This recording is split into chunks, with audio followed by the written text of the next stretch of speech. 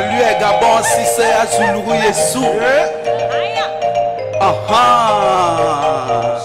Yebi ne beromo na biluana Yesu. Oh ayo.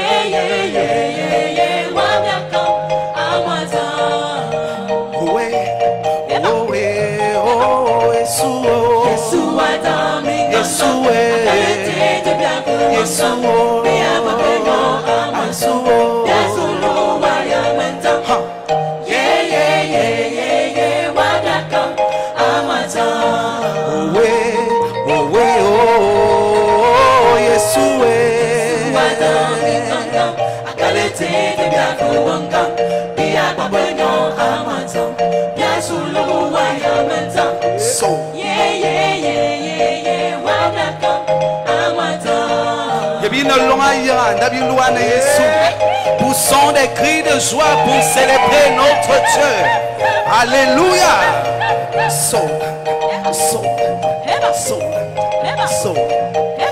Yesu anments me ening nguwa orefe sayo ening sa. Emanya om Jesus alanda wa eke sayo ening o.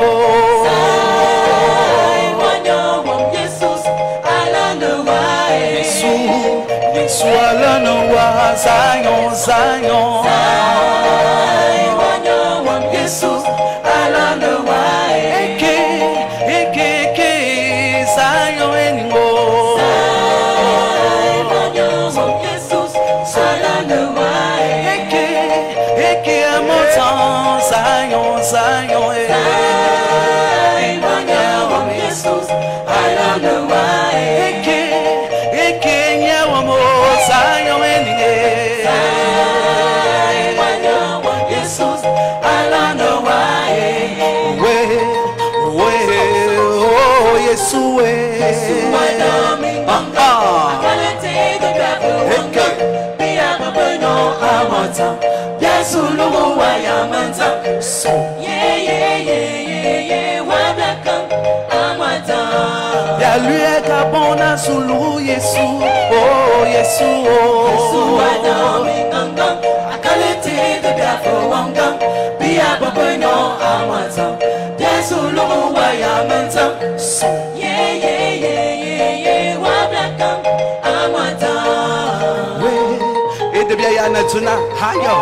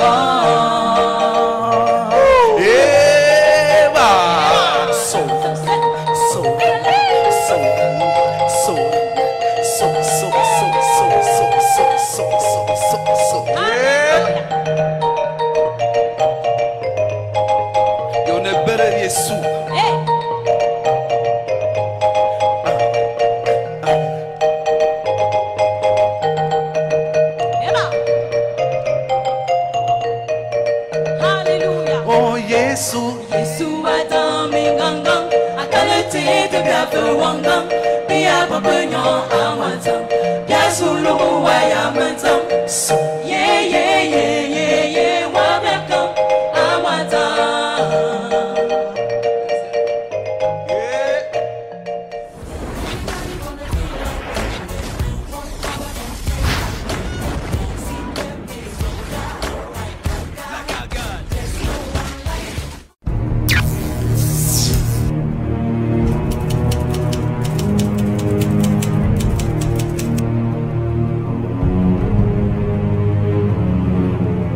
Le Centre d'évangélisation Béthanie est un ministère d'essence jeune. Les premiers leaders de ce ministère ont répondu à l'appel étant même adolescents et ceci continue jusqu'à aujourd'hui.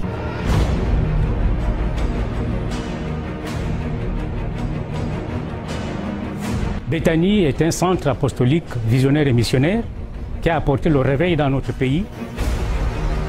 Le premier acte de notre vision, c'est prêcher l'évangile pour susciter un nouveau réveil qui nous permet, en tant que ministre du culte, en tant qu'entité ecclésiastique, d'œuvrer, n'est-ce pas, à la restauration et à la guérison des nations. Ceci en vue de susciter une nouvelle génération de leaders pour répondre aux exigences de restauration et d'élévation de la nation.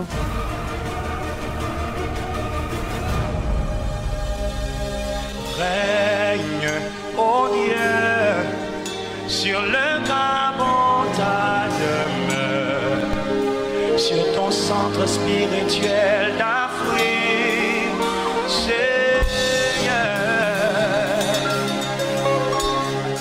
Veille, toi qui ne sommeilles ni ne dors, pour que le monde entier vienne contempler ta gloire. Au Gabon, ô Seigneur, étends ta main, toi le prince de paix du Gabon, étends ta main, Seigneur. C'est Jésus lui-même qui a dit, ma maison sera une maison de prière pour toutes les nations.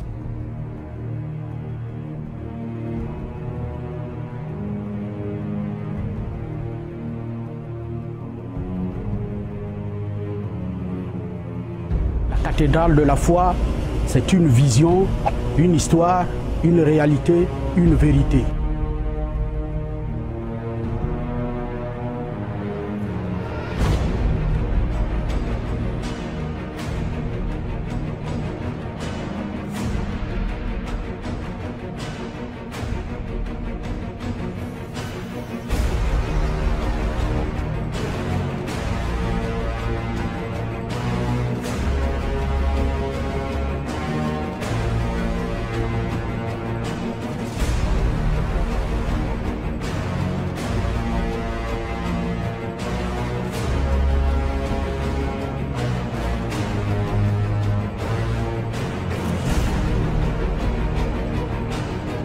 Il est important de comprendre d'abord que nous voulons penser au futur, donc à notre jeunesse. La construction de cette cathédrale vient à point nommé pour nous les jeunes, pour continuer cette action qui a commencé depuis les années 80. En bâtissant une cathédrale, mais qui est également un hôtel de prière, au-delà du fait d'être un bâtiment où notre ministère aura ses activités propres, mais en consacrant 3 jours à la prière, à toute personne épris de paix qui veut prier pour le Gabon. Comme vous le voyez aujourd'hui, nous sommes en pleine construction.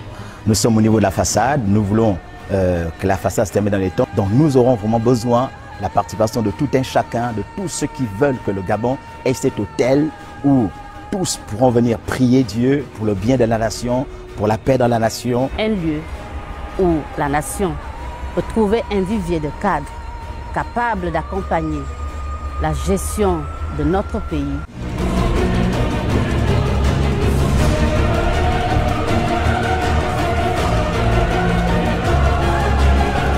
La cathédrale de la foi est un espace de motivation pour ceux qui sont découragés, qui ont besoin de réconfort, qui ont besoin d'encouragement, qui ont besoin de repartir à zéro. Un lieu d'initiative et de réinsertion.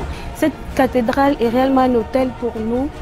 C'est un témoin de ce que Dieu fera dans nos vies et dans la nation. En grec, le mot nation, c'est ethnos, toutes les ethnies, toutes les compétences de la société, dans leur diversité. Ce lieu sera ouvert pour que les gens viennent prier pour la paix du pays.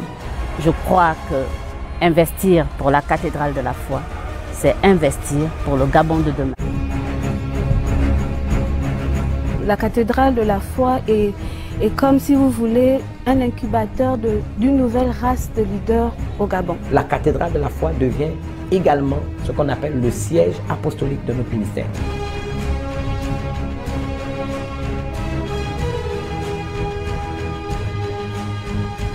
Investir pour la cathédrale de la foi, c'est donner à Dieu, qui vous le rendra au centuple. Jetez votre pain à la surface des eaux. Il vous reviendra. Nous voulons avoir un impact sur la société, mais on va dire dans le domaine social. Mais nous avons un département aide assistance.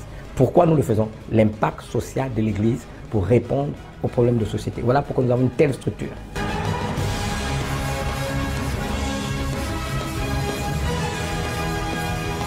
Tout en vous rappelant, mesdames et messieurs, qu'en fait, vos dons sont des semences. Un lieu où, lorsque vous arrivez, vous fléchissez vos genoux sur l'autel. Dieu, dans le ciel, connaît vos manquements, les défis à relever et la solution est trouvée.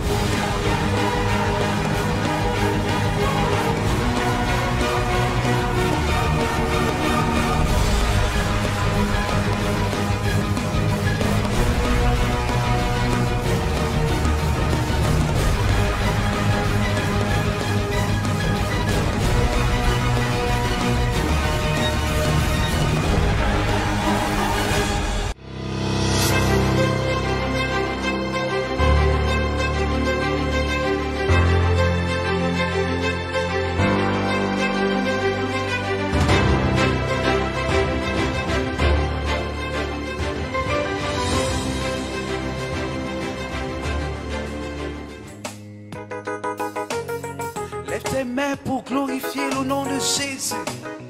Il est Seigneur, il est le roi des rois. Alléluia. Alléluia. Alléluia. Alléluia.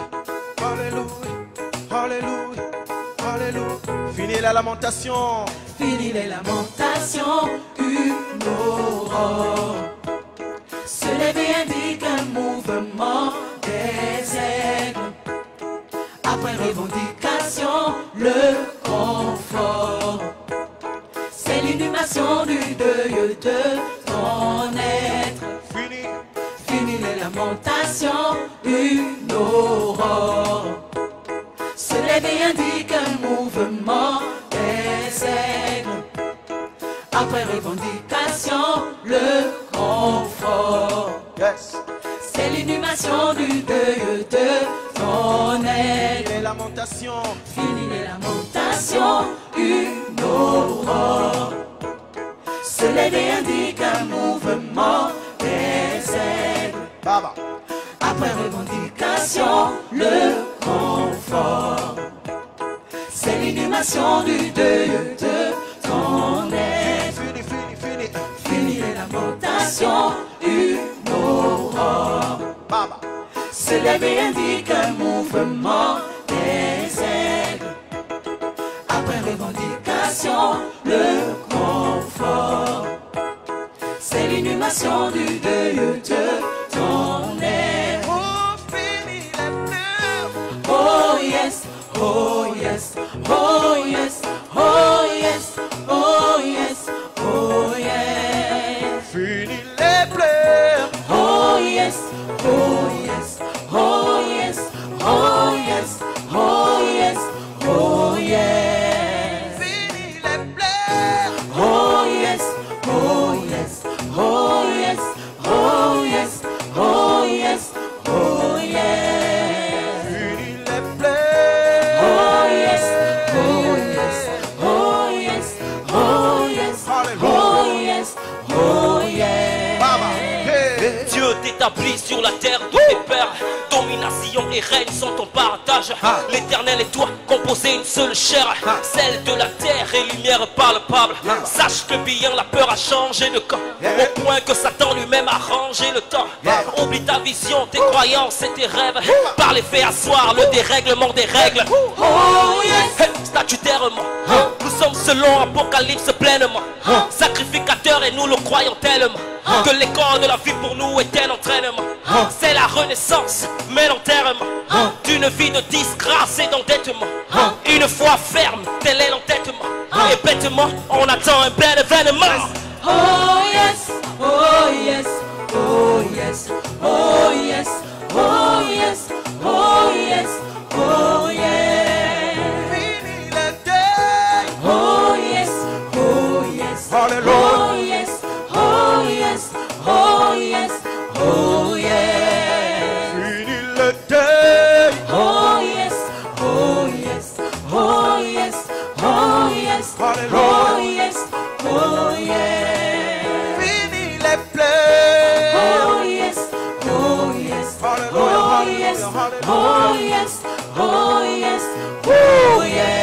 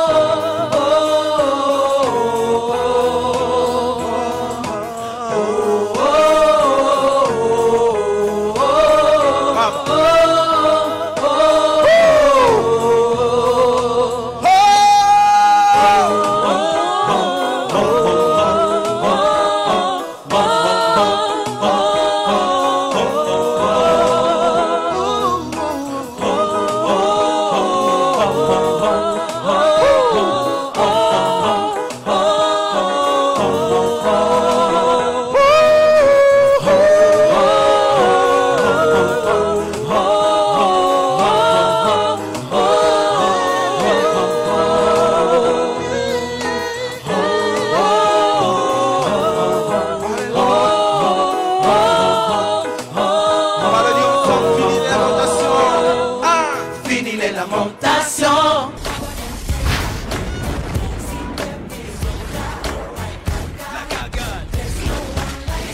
Alléluia, gloire à Dieu. Nous avons véritablement été bénis par le pasteur Simangoy Claude du Sénégal, qui est notre pasteur de notre église principale à Dakar. Ça a été un message puissant, ça a été un message fort. Et vous savez, depuis que nous avons ce challenge des jeunes, nous sommes émerveillés. Le message que nous avons entendu du pasteur Stéphane Ayofora, le message que nous avons entendu de celui qui a suivi, n'est-ce pas, le pasteur Raphaël Mamouna. Ensuite, nous avons écouté avec beaucoup d'attention le pasteur Makoso Kevin. Et je vous assure, nous avons été véritablement bénis. Et maintenant, nous avons entendu hier le pasteur Simangoy. C'est extraordinaire, c'est vérité que ces jeunes nous ont partagé. Je voudrais ici exprimer ma joie et leur dire combien de fois nous aimons nos jeunes leaders. Et comme je leur dis, il y a des places à prendre. Nous travaillons pour cette génération. Que Dieu nous donne assez de santé, de temps, pour que nous annoncions, n'est-ce pas, sa force à la génération présente et sa puissance à la génération future. Écoutez, maintenant nous allons envoyer un homme de Dieu exceptionnel. Il s'appelle pasteur Karl Mbina. Il est dans une de nos paroisses dans la périphérie de Libreville à Madian, un jeune leader. Il va vous parler de la part de Dieu. Je vous assure, écoutez-le avec une attention particulière. Son message va être révolutionnaire. Ce message va véritablement nous booster. Quelles que soient les générations, c'est Dieu qui va nous parler à travers son serviteur. Je vous bénis et à tout à l'heure. Que Dieu vous bénisse.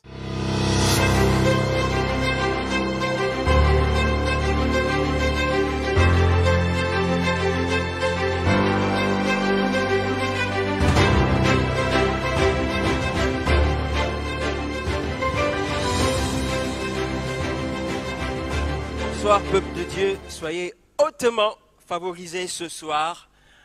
Nous avons une merveilleuse thématique à développer ce soir. Mais bien avant de rentrer dans le vif de ce sujet, j'aimerais comme ça remercier le révérend et la révérende, ainsi que tous les membres de la Semence apostolique, le presbytère, tous nos pasteurs pour le privilège qu'ils nous font ce soir de prendre la parole au nom des jeunes de notre ministère en tant que jeunes leaders et de donner la pensée de Dieu ou encore une orientation ou un message que nous avons reçu de la part du Seigneur, que c'est un privilège. Et je tiens à remercier le révérend Francis Michel Badinga ainsi que la révérende Scolastique pour cette opportunité. Et c'est toujours une joie aussi de prendre la parole, de pouvoir exprimer le cœur de Dieu. C'est un privilège et je me rends grâce à Dieu également pour ça. Nous parlons ce soir des défis de l'Église dans un temps de crise. Les défis que l'Église doit relever dans un temps de crise. C'est une thématique assez large et nous voulons la centrer sur les jeunes en particulier. Quels sont les défis du jeune chrétien dans ce temps de crise? Et donc je développerai cette thématique. Je pense aborder 3 aspects de cette thématique, 3 défis majeurs, si j'arrive à être discipliné dans mon message. Pour commencer, j'aimerais dire que quand on parle de crise, on a l'impression à cause du coronavirus et l'année 2020, ce que cette année a été, au moment où nous allons vers la transition pour 2021 et où nous célébrons à Bethany notre 35e anniversaire, on a l'impression que la crise a commencé en 2020. Je me souviens qu'en 2015, on parlait de crise. Je me rappelle qu'en 2008-2007, on parlait déjà de crise. En Europe et tout ça, crise économique, les subprimes. Et donc, si vous remontez aux années 90, 80, on vous parlera également de crise à cette époque-là. Vous remontez en 70, on vous parlera de crise. Si vous remontez à la Deuxième Guerre mondiale, on vous parlera de crise. Vous remontez à la Première, on vous parlera de crise. On vous parlera toujours de crise. Et ça, c'est pour vous dire que la crise, ce n'est pas un fait nouveau. Le monde est en crise depuis la chute dans le jardin d'Éden. La crise, nous ne la découvrons pas aujourd'hui. Ils ne sont pas surpris par elle, du moins ceux qui suivent ne sont pas surpris par la crise. Et certainement pas Dieu. Il n'est pas surpris par la crise. Donc voilà pourquoi nous avons eu la grâce de Dieu de recevoir un livre de référence qui s'appelle la Bible et qui n'est pas simplement l'histoire des peuples, mais qui est un message que Dieu adresse à l'humanité pour nous permettre de naviguer dans les eaux troubles comme dans les eaux paisibles. Nous avons la solution pour la crise. La solution, c'est Dieu. Et c'est dans sa parole. Alléluia. Je sais que tu peux dire Amen. Donc, Dieu n'est pas surpris par cette crise. Cette crise, elle est là depuis le jardin d'Éden. Et les solutions se trouvent dans sa parole. Lisons avec moi dans 2 Timothée 3, deuxième épître de Timothée 3, versets 1 à 5. Et quand on parle de crise, j'aimerais quand même faire un petit diagnostic. Je ne sais pas si c'est le bon terme, je ne suis pas médecin, mais essayer de décortiquer, expliquer. Pandémie, crise, et on a l'impression que c'est des éléments extérieurs. J'aimerais vous montrer dans la parole de Dieu que quand nous parlons de crise, nous ne parlons pas simplement de l'environnement externe. Nous parlons en fait des gens. Lisons 2 Timothée 3, versets 1 à 5. Sache que dans les derniers jours, il y aura des temps difficiles. Sache que dans les derniers jours, il y aura des temps difficiles. Si on ne s'arrête qu'à cette première partie, on peut conclure que derniers jours, temps difficiles.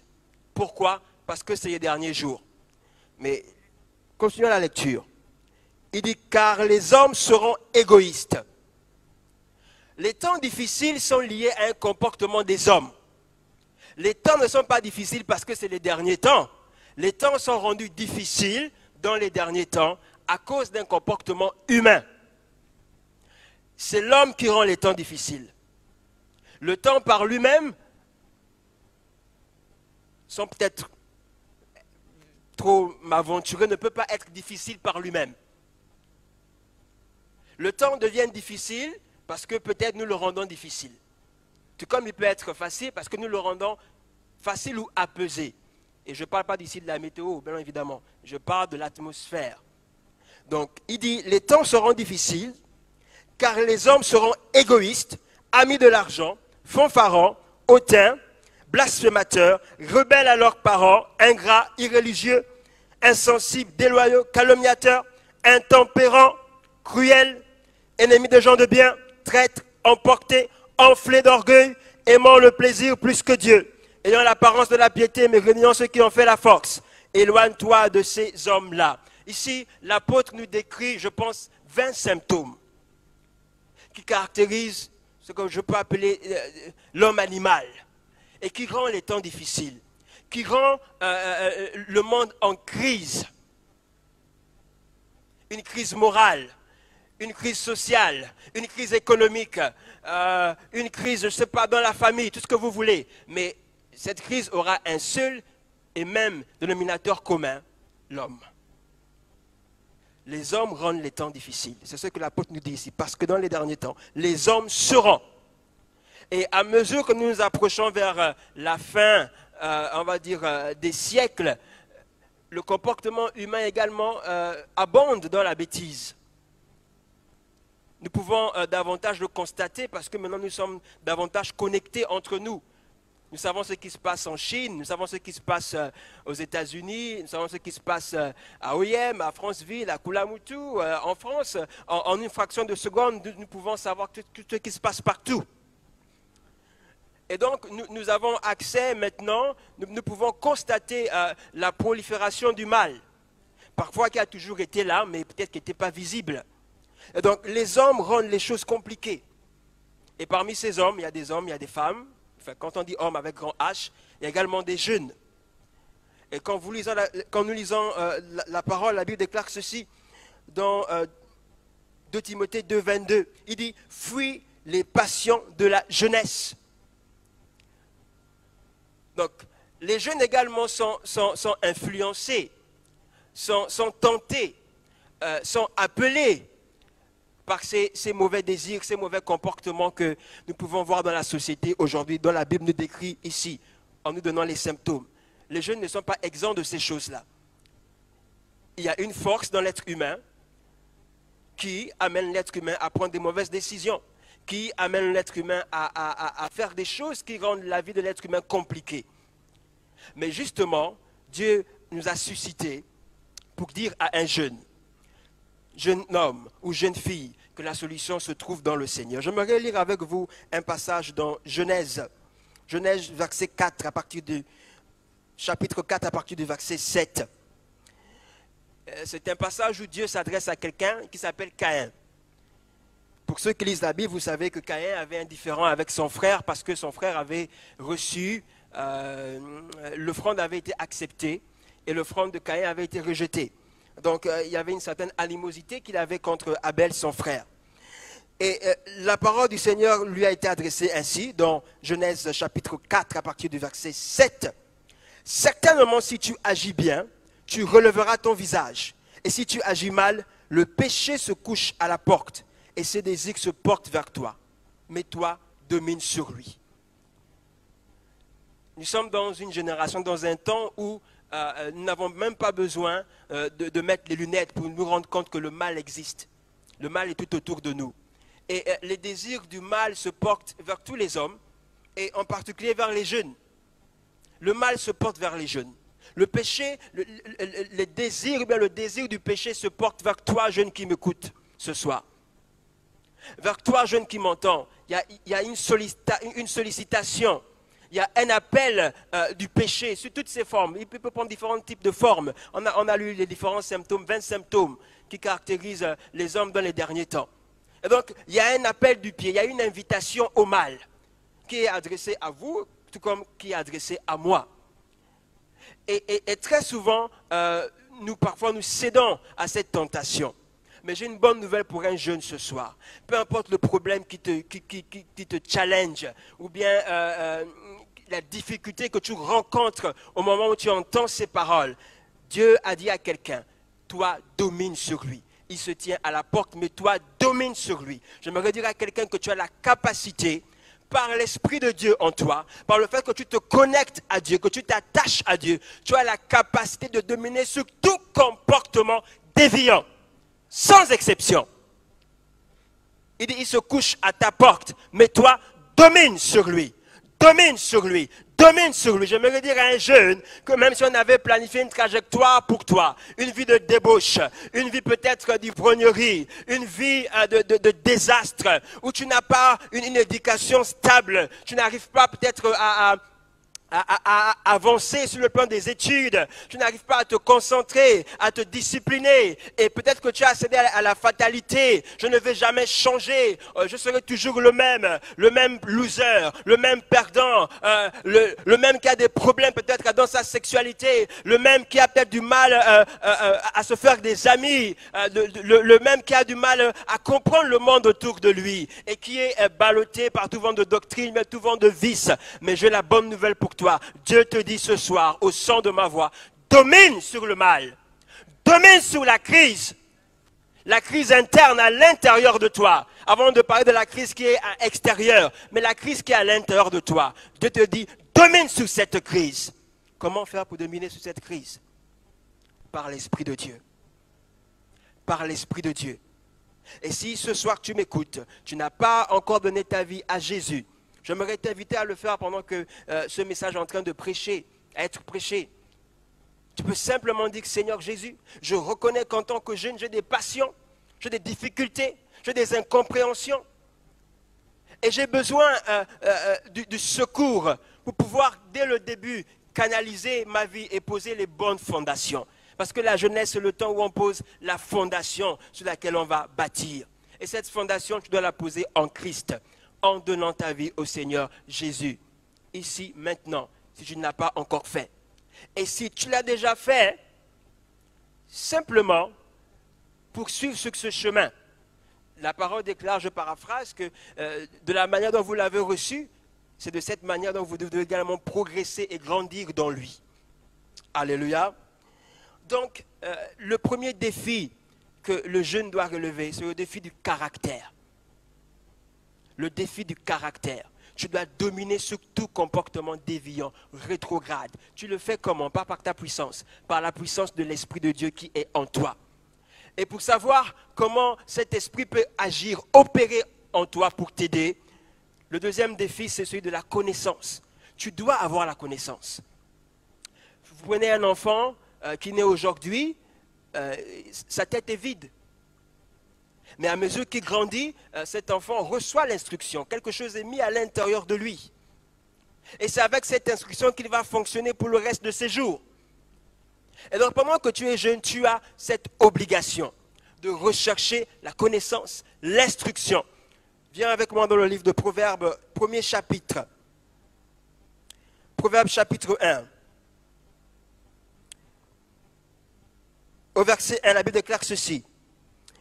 Proverbe de Salomon, fils de David, roi d'Israël, pour connaître la sagesse et l'instruction, pour comprendre les paroles de l'intelligence, pour recevoir des leçons de bon sens, de justice, d'équité et de droiture, pour donner aux simples du discernement, au jeune homme de la connaissance et de la réflexion, que le sage écoute et qu'il augmente son savoir, et celui qui est intelligent acquérera de l'habileté. Le défi de la connaissance. Un jeune doit rechercher la connaissance. La première connaissance, c'est la connaissance de Dieu. La Bible déclare que, or, la vie éternelle, ceux qui te connaissent, toi, le seul vrai Dieu, et celui que tu as envoyé, Jésus-Christ, ton Fils, dans le livre de Jean, chapitre 17. La connaissance de Dieu. Tu dois rechercher à connaître Dieu.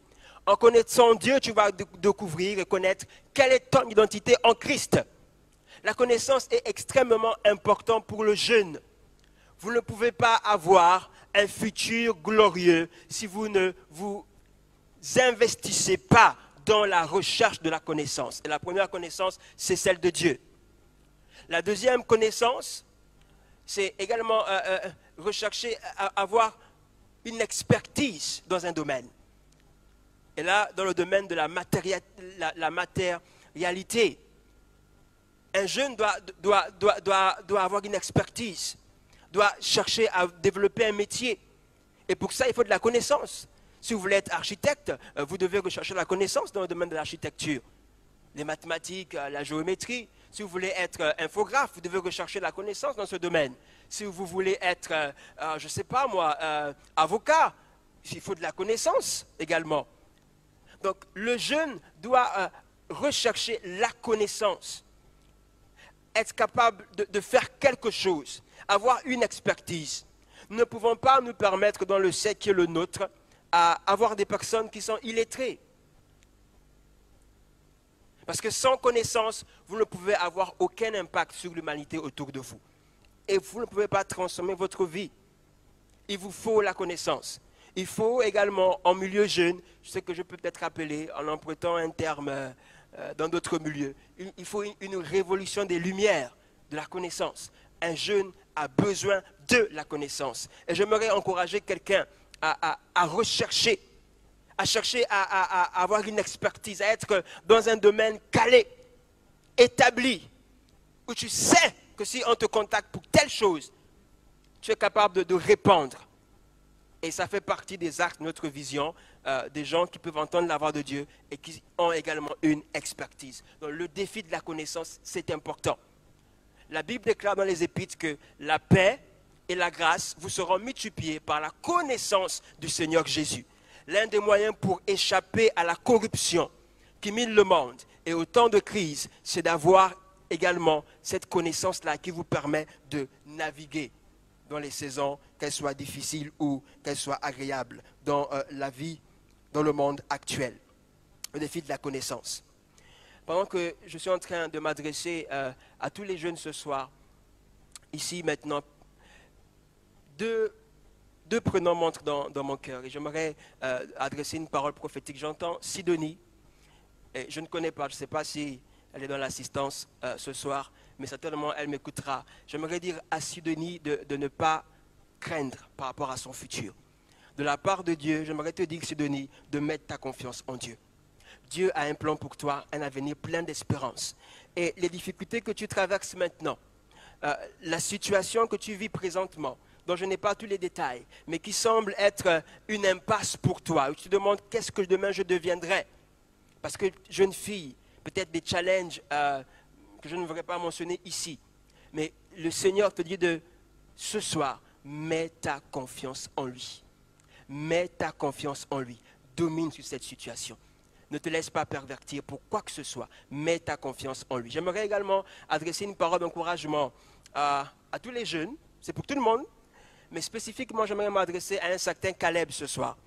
Caleb, tu es là, tu m'entends, tu m'écoutes. Et de la part de Dieu, j'aimerais te dire que le soleil brillera encore pour toi. Le soleil brillera encore pour toi. Tu traverses une situation où tu as, on va dire, plus ou moins foiré ta scolarité. Et les choses sont compliquées. Mais si tu mets ta confiance en Dieu maintenant, et dans ce désir de rechercher la connaissance, le Seigneur ouvrira une porte pour toi, pour ton épanouissement, pour ton bien-être. Et pour finir, j'aimerais donner cette parole d'encouragement à tous les jeunes qui m'écoutent ce soir ici. Ne laissez pas vos rêves périr. Ne laissez pas vos rêves mourir. J'aimerais encourager quelqu'un à croire en Dieu et à croire en toi. Croire au Dieu qui est en toi. La Bible déclare que celui qui est en moi est plus fort que celui qui est dans le monde. Crois au Dieu qui est en toi. Crois au potentiel que Dieu a mis à l'intérieur de toi.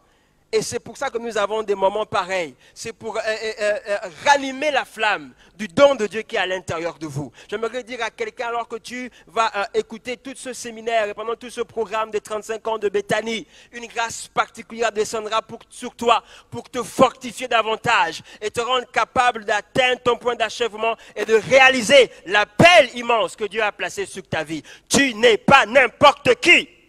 Et tu ne mourras pas avant ton temps, tu vas te réaliser et tu vas accomplir ta destinée et faire des exploits pour Dieu. J'aimerais prophétiser sur un jeune ce soir en disant, la mort ne sera pas ton partage.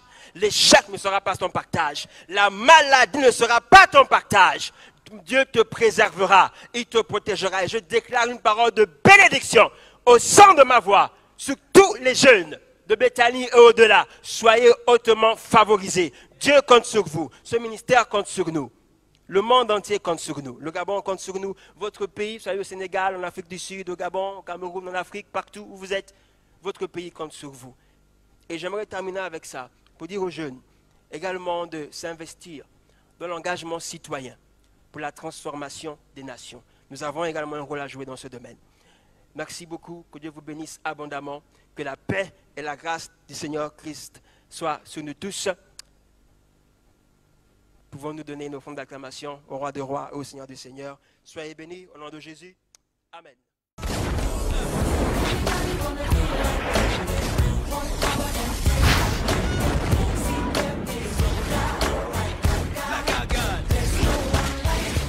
Alléluia, alléluia, alléluia. En tout cas, là où vous êtes, acclamons le Seigneur pour le pasteur Kalmbina. C'est extraordinaire, c'est puissant, c'est fort, c'est profond ce qu'il nous a partagé. Et je pense que là où nous sommes, nous pouvons acclamer le Seigneur pour un tel message. La foi, la force qu'il a mis dans les vérités fondamentales qui nous ont été partagées. Je voudrais retenir ce texte de Genèse 4, verset 7. D'abord, c'est une histoire personnellement dans la Bible qui m'a toujours impacté. C'est Dieu qui parle à Caïn. Et c'est un message qu'il a donné aux jeunes. Nous sommes en crise. Il y a des phénomènes nouveaux qui arrivent. Il y a des circonstances difficiles par lesquelles nous passons.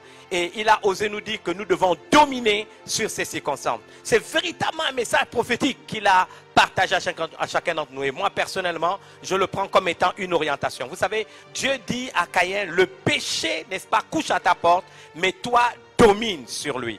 Et c'est très important de savoir que nous vivons dans un monde où le péché personnifié se manifeste. La Bible nous dit que le mystère de l'iniquité agit déjà.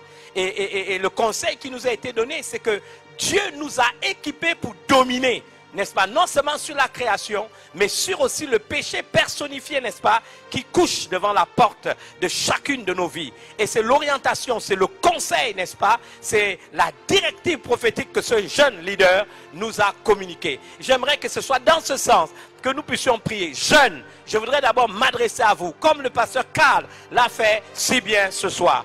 En ce qui nous concerne, quels sont véritablement les péchés qui couchent devant notre porte? Mais il nous a dit, nous n'avons pas à en avoir peur. Dieu nous a déjà équipés. Nous sommes investis de l'autorité du nom de Jésus pour, n'est-ce pas, dominer sur ces choses. Il y a de nouveaux phénomènes qui se manifestent au sein de cette génération, dans le monde qui est le nôtre aujourd'hui. Est-ce que nous allons nous adapter? Je pense qu'on peut s'adapter aux difficultés que nous connaissons aujourd'hui. Mais nous n'avons pas à nous compromettre. C'est la raison pour laquelle il nous a véritablement parlé de la part de Dieu. Nous allons prier pour que la force soit donnée à chacun d'entre nous. Qu'on soit jeune, qu'on soit vieux, qu'on soit homme, qu'on soit femme. C'est une directive prophétique. Mais toi, domine sur lui. C'est en fait un choix que tu dois faire. C'est une décision que tu dois prendre. C'est toi qui dois décider de dominer sur, n'est-ce pas, ces situations qui arrivent, afin de ne pas te compromettre avec le monde et de te maintenir les statuts d'enfants de Dieu qui sont dans ta vie. Mes amis, Dieu attend de nous que nous ne justifions pas le fait que le monde n'est pas en perdition et que nous nous accoutumons à des choses qui veulent nous être imposées.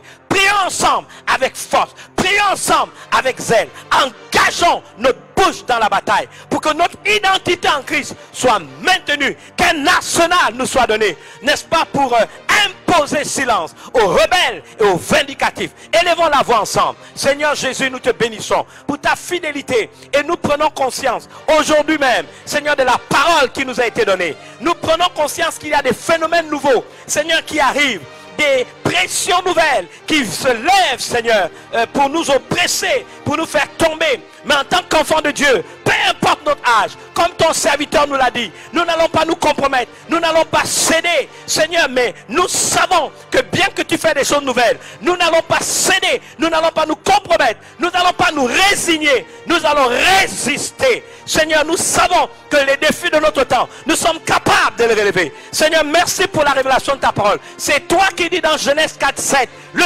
péché couche à ta porte. Comme aujourd'hui nous le voyons, à travers les lois qui sont imposées à nos nations par des instances internationales, à travers, Seigneur, l'ordre mondial, le gouvernement mondial et toutes ces choses, Seigneur, nous savons qu'elles devaient arriver. Mais tu nous demandes, Seigneur, de dominer, parce que la domination nous a été donnée. Nous voulons croire que dans ta parole, dans l'évangile de Luc chapitre 10 verset 19, tu as dit que tout pouvoir t'a été donné dans les cieux et sur la terre. Et dans Luc 19, tu dis, je vous donne le pouvoir de marcher sur les serpents, sur les scorpions, sur toute la puissance de l'ennemi. Et tu as promis que rien ne pourra nous nuire. Nous voulons te bénir, nous voulons te rendre grâce, Seigneur, parce que maintenant, nous prenons conscience, peu importe notre âge, que cette autorité nous a été conférée. Nous avons le pouvoir, nous avons l'autorité d'imposer silence aux rebelles, aux vindicatifs. Et faire en sorte, Seigneur, que ce que tu as commencé avec chacune de nos vies, tu sois capable de le parachever. Nous te bénissons pour le message de ce jour. Seigneur, tu libères une onction, tu libères une énergie,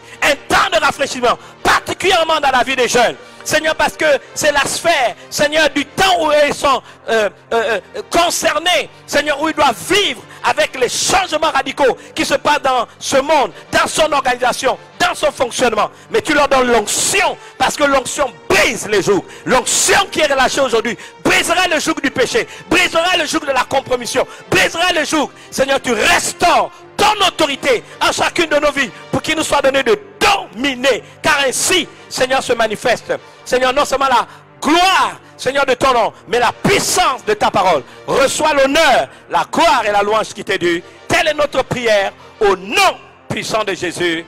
Amen. Alléluia. En tout cas, Pasteur Kalmbina, nous vous bénissons. C'était un message puissant, et dans quelques minutes, nous aurons l'occasion d'avoir cette fois-ci une femme, encore une jeune fille leader, Chanel Geba, qui va nous parler de la part de Dieu. Je crois que son message va être d'une grande bénédiction pour chacun d'entre nous. Que Dieu vous bénisse et surtout ayez conscience que le regard de Dieu est sur vous.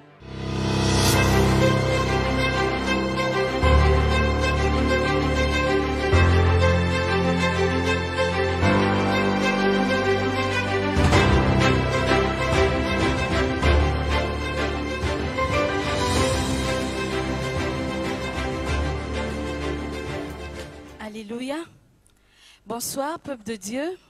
Je viens simplement ce soir vous saluer dans le précieux nom de Jésus.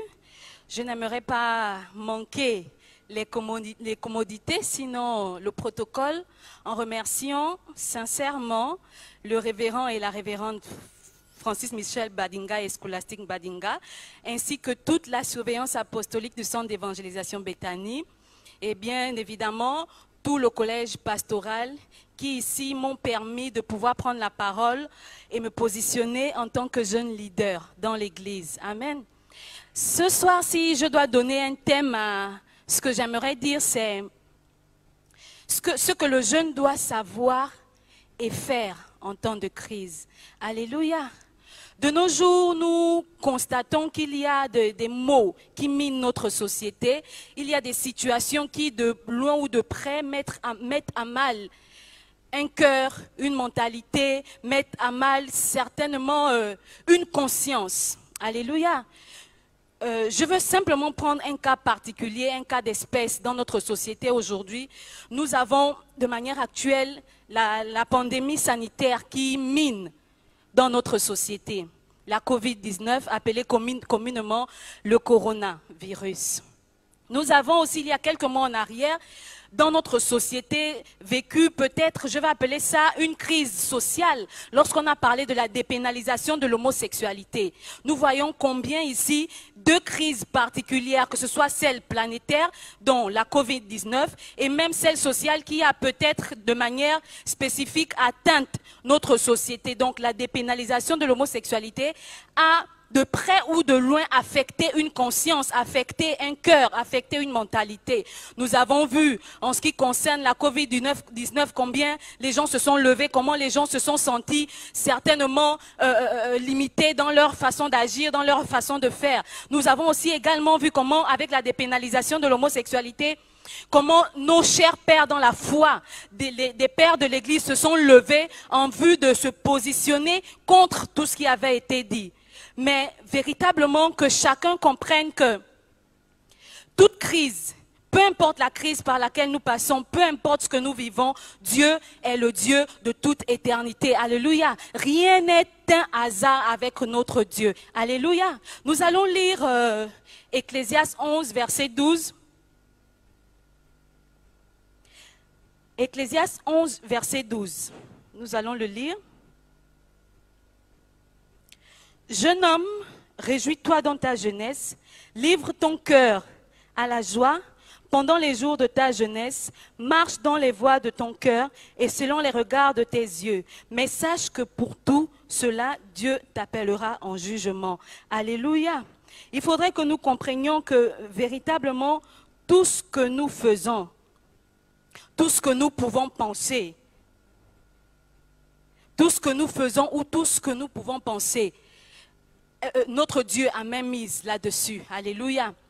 Nous allons lire également 1 Corinthiens 6, verset 12 qui dit « Tout m'est permis, mais tout ne m'est pas utile. Tout m'est permis, mais je ne me laisserai asservir par quoi que ce soit. » Ce soir, j'aimerais parler à une jeunesse. J'aimerais parler à la jeunesse chrétienne. J'aimerais parler à la jeunesse non chrétienne.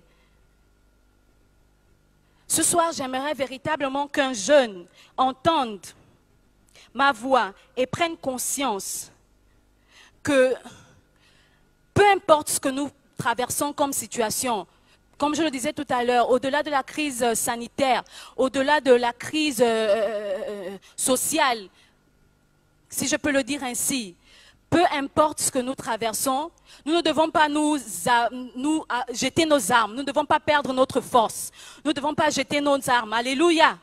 Est-ce qu'il y a un jeune ce soir qui m'entend? Que peu importe ce que tu traverses, peu importe ce que tu vis, de manière personnelle ou collective, que tu ne jettes pas tes armes, que véritablement tu n'abandonnes pas. Souvent notre Père dans la foi, le révérend Francis Michel Badinga, nous enseigne sur les 7 piliers de la société. Lorsqu'on parle de crise sanitaire, on voit déjà un domaine de la société qui ressort, un pilier de la société qui ressort, la santé. Lorsqu'on parle de crise sociale, on voit déjà un pilier de la société qui ressort, le domaine social. Alors que véritablement chaque jeune puisse se positionner sur sa rampe de lancement, comme on le dit si bien, depuis un temps au niveau de notre assemblée, que chaque jeune se positionne véritablement sur sa rampe de lancement, que l'on ne trouve pas des raisons pour nous affaiblir, que l'on ne trouve pas des raisons pour nous démobiliser, que l'on ne trouve pas des raisons pour ne pas emmener l'œuvre de notre Dieu au-delà de tout ce qu'il veut. Alléluia. Que véritablement nous soyons des jeunes qui donnons, ou bien qui rendons heureux, qui honorons nos parents. Alléluia. Nous allons également lire 1 Corinthiens 10, versets 23 à 32. Avant cela, j'aimerais dire que la question qui se pose aujourd'hui véritablement, lorsqu'on parle de jeunes, de la jeunesse qui est exposée en ces temps de crise, que lorsqu'on parle de la jeunesse face à ces temps de crise, lorsqu'on parle de ce que doit savoir et faire la jeunesse, la question qui se pose est de savoir que fait la jeunesse face à ces maux qui minent la société. Que fait notre jeunesse? Que fait la jeunesse? Où est la jeunesse? Où est-ce qu'elle en est véritablement face à ces maux? Quelle attitude adopter, jeunesse, face à tous ces vices dans ce monde en perdition? Alléluia. Nous allons lire le 1 Corinthiens 10, versets 23 à 32. Je vais lire 1 Corinthiens 10, versets 23 à 32. Alors, la Bible déclare: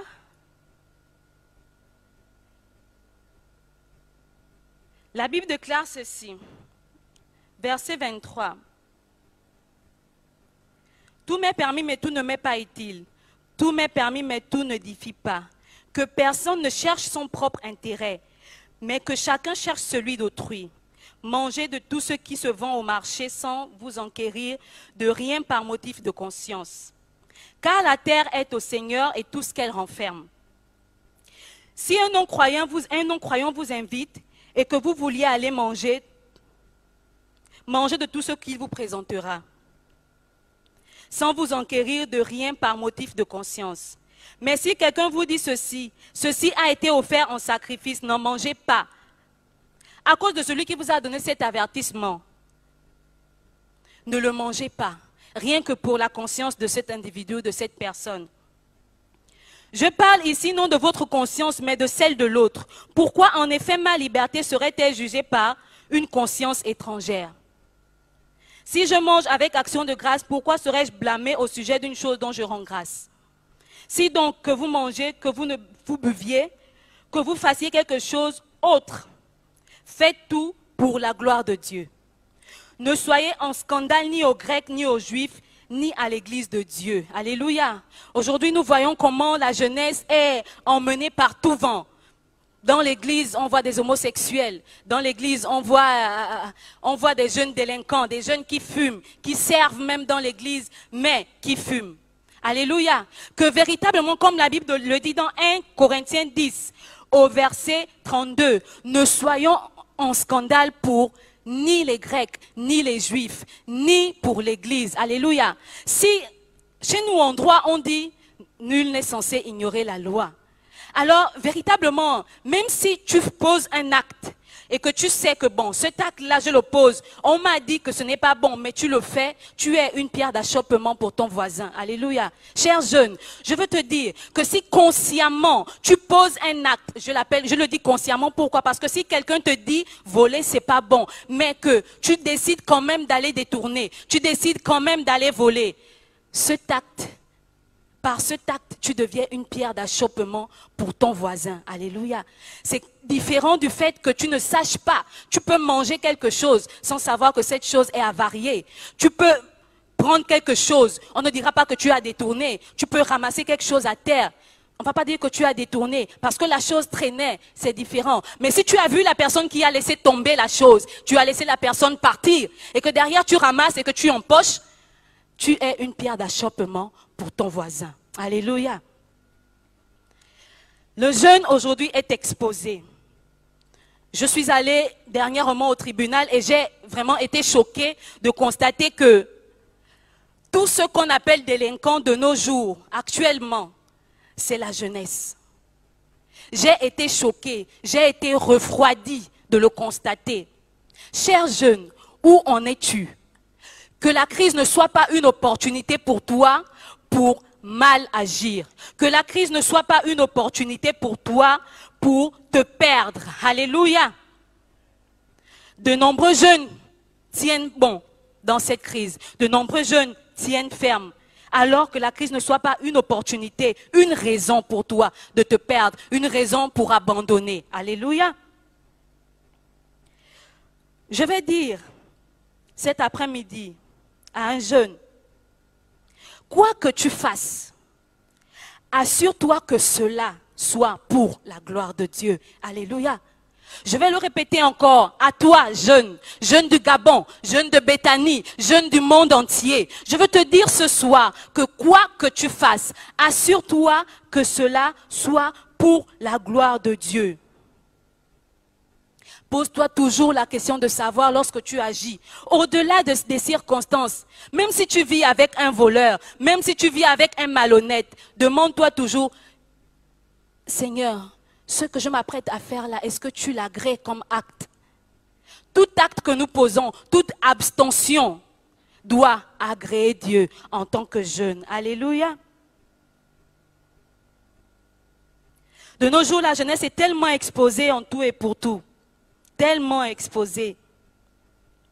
Il y a des choses qui arrivent pour nous servir d'exemple et nous montrer la ligne de conduite à tenir. Comme on dit souvent que les erreurs des uns servent de conseil des autres. Alléluia. Dans 1 Corinthiens 10, au premier verset, les premiers versets qui sont en haut, il est écrit que nombre de nos pères dans la foi ont vécu des situations qui, à dessein, ont été écrites dans la Bible pour que nous en prenions connaissance afin d'être avertis.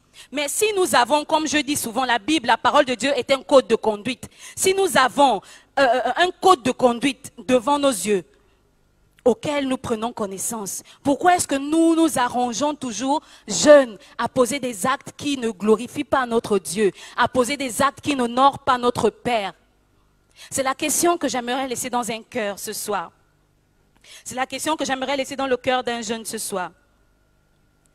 1 Corinthiens 10, 13 dit que rien en nous ne justifie une attitude désinvolte, que rien en nous ne justifie une attitude apathique, que rien en nous ne justifie une attitude d'abandon de nos responsabilités. Surtout lorsqu'on sait que le jeune est la relève de demain. Surtout lorsqu'on sait que le jeune est la société de demain.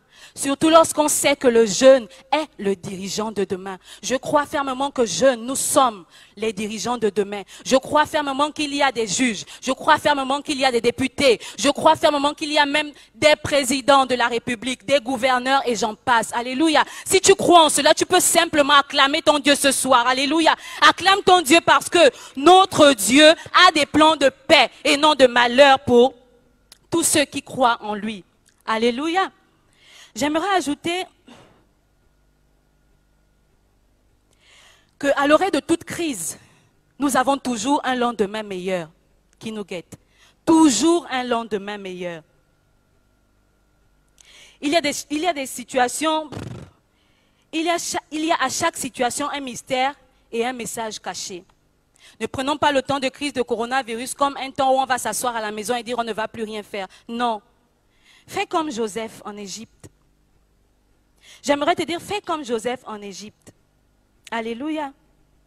Lorsqu'il a amassé pendant les 7 années de fertilité pour prévoir des denrées pour les 7 années de sécheresse. Alléluia. Nous devons simplement apprendre à trouver la solution adaptée à l'instant T. C'est comme je le disais, pensons à Joseph. Pensons à Joseph. Dans la Bible, lorsqu'on parle des 10 plaies d'Égypte, on sait que Dieu a fait en sorte que l'Égypte subisse ça parce qu'il voulait sortir son peuple de là-bas. Donc, à toute situation, il y a forcément un mystère attaché. Il y a toujours un trésor attaché. Mais c'est à chacun de nous positionner. Alléluia. Positionnons-nous en tant que leader. Positionnons-nous en tant que jeunes dynamiques. Alléluia. Lorsqu'on parle de crise sociale, nous avons vu à l'époque du roi Roab, dans 2 Chroniques 10, alors que le jeune Roab succède à son père Salomon, un leader appelé Jéroboam se présente à lui avec tout le peuple pour lui faire part de leurs requêtes. Allège cette rude servitude, le joug pesant sur nous, qui nous est imposé. Roab s'est laissé conduire par des jeunes qui n'étaient pas avertis, des jeunes qui manquaient de sagesse. Et quelque temps plus tard, il y a eu une crise sociale dans le pays. J'aimerais dire à un jeune ce soir, jeune, tu dois pouvoir te positionner en temps de crise. Jeune, tu dois pouvoir anticiper comme Joseph pendant les 7 années de fertilité en Égypte. Alléluia. J'aimerais dire à un jeune ce soir, jeune, tu dois être entrepreneur. J'aimerais dire à un jeune ce soir, jeune, tu dois discerner ou juger les temps. Alléluia. Joseph avait le don d'interpréter les songes. C'est par ce don qu'il a pu sauver l'Égypte. Jeune du Gabon, jeune d'aujourd'hui, quel atout as-tu?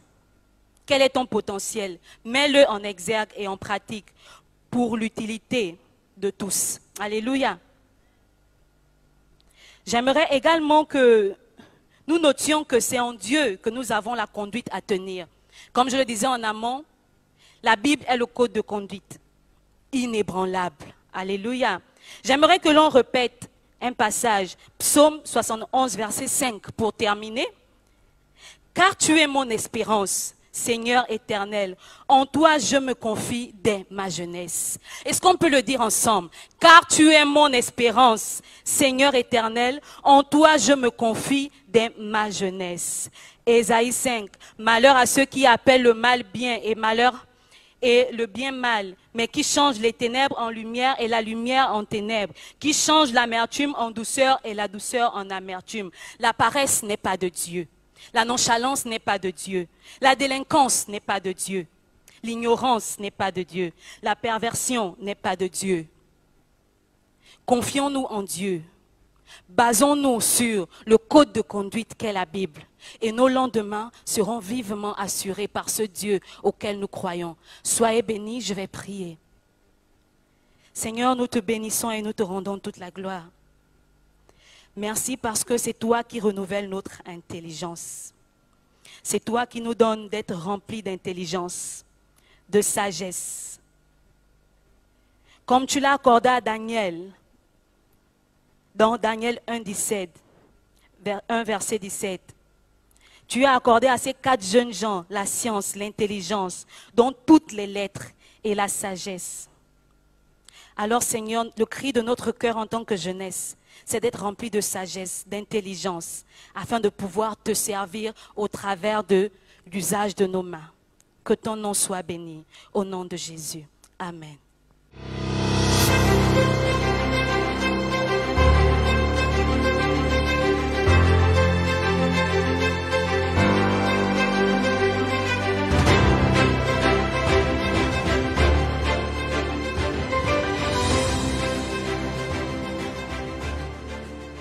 Alléluia.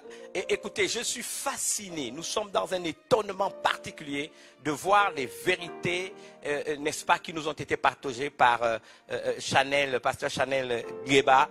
Et je peux vous dire qu'elle nous a étonnés. Je voudrais bénir Dieu pour sa sensibilité, mais surtout son pragmatisme. Vous avez dû vous rendre compte qu'elle a été très pratique et son message est d'une très très grande actualité. J'aimerais vraiment que là où nous sommes, nous puissions l'acclamer, l'acclamer, l'acclamer, l'acclamer et remercier le Seigneur pour les vérités qu'elle a réussi à nous partager.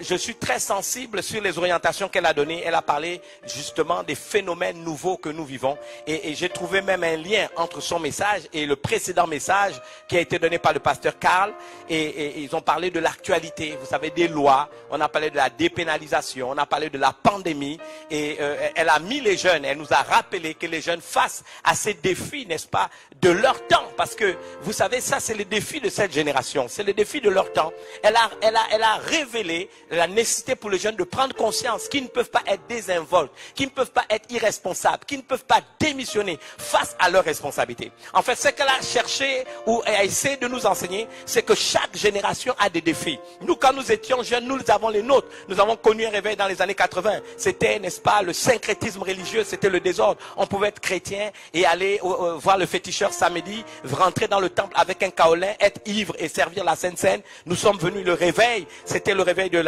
le réveil spirituel, attaché, n'est-ce pas, à la vie d'une personne. C'était la sainteté, c'était la crainte de Dieu. Et bien aimé, ça c'était le défi de notre génération. Des jeunes qui pouvaient aller à l'église, mais pouvaient avoir des relations sexuelles, pouvaient vivre dans la compromission, pouvaient vivre, n'est-ce pas, dans la débauche, dans le mensonge, dans l'ivrognerie, et dans le mensonge, dans la rébellion à leurs parents. Et le réveil des années 80, ça a été réveil spirituel, attaché à des personnes physiques.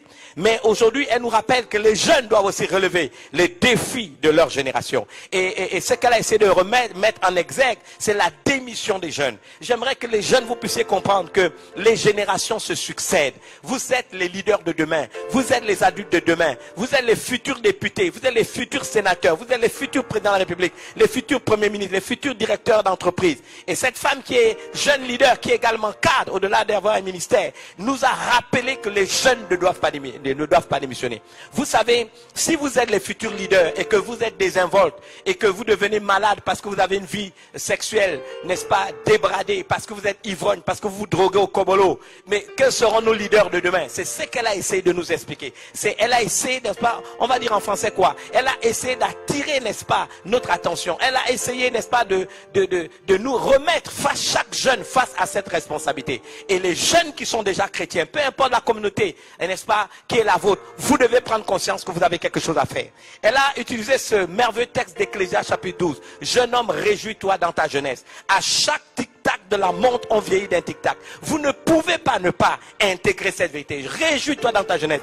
Vous savez, on quitte de l'adolescence, de l'enfance à l'adolescence très vite, sans s'apercevoir. Mais permettez-moi aussi de vous dire que on quitte, n'est-ce pas, de l'adolescence à l'âge adulte très vite. Je partageais avec la révérende des vérités. Elle me parlait d'un livre qu'elle avait lu et qui l'avait beaucoup impacté. Et dans notre échange, je lui ai dit, tu sais, il y a des strates d'âge. J'aimerais vous dire quelque chose. Quand vous avez 10 ans à 19 ans, vous savez, c'est pour ça que les juifs font la bar mitzvah entre 12 et 13 ans. C'est l'âge quand on a entre 10 et 19 ans où on doit finir avec la décision d'accepter Jésus comme son Seigneur et Sauveur personnel. Ce n'est pas après 10 ans qu'on doit discuter de cela. C'est la raison pour laquelle la lettre Yod, qui est la première lettre du mot Yahvé en hébreu, a valeur numérique 10. dans la dizaine de l'âge de quelqu'un, il doit avoir réglé son problème dans sa relation avec Dieu. Il doit l'avoir reçu. Il doit connaître qu'il est Seigneur. Il doit savoir qu'il est Dieu. Il doit savoir. Ce n'est pas une histoire qu'on va discuter à 20 ans.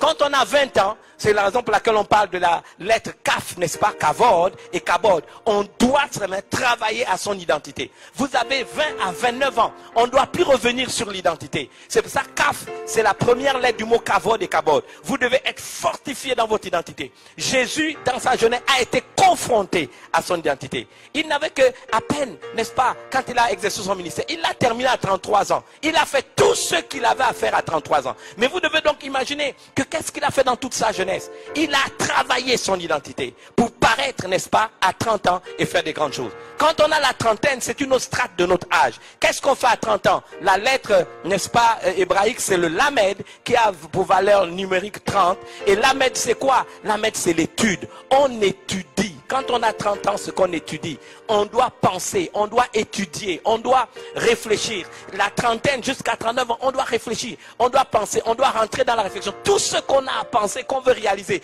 tous les rêves, on doit les penser, on doit, n'est-ce pas, les noter. On a réfléchi profondément, on doit faire des choix. Et quand on a 40 ans, là encore, c'est important. Et là, vous avez maintenant la lettre même, n'est-ce pas, c'est Mahasé, n'est-ce pas, même qui a valeur numéro 40. Et Mahasé, ça veut dire tout simplement l'action, le travail. Quand on a 40 ans, 40 à 49 ans, on doit tout faire. On doit tout faire, on doit travailler, on doit se mettre à l'œuvre. Ce n'est pas à 50 ans qu'on doit le faire. Et quand on a...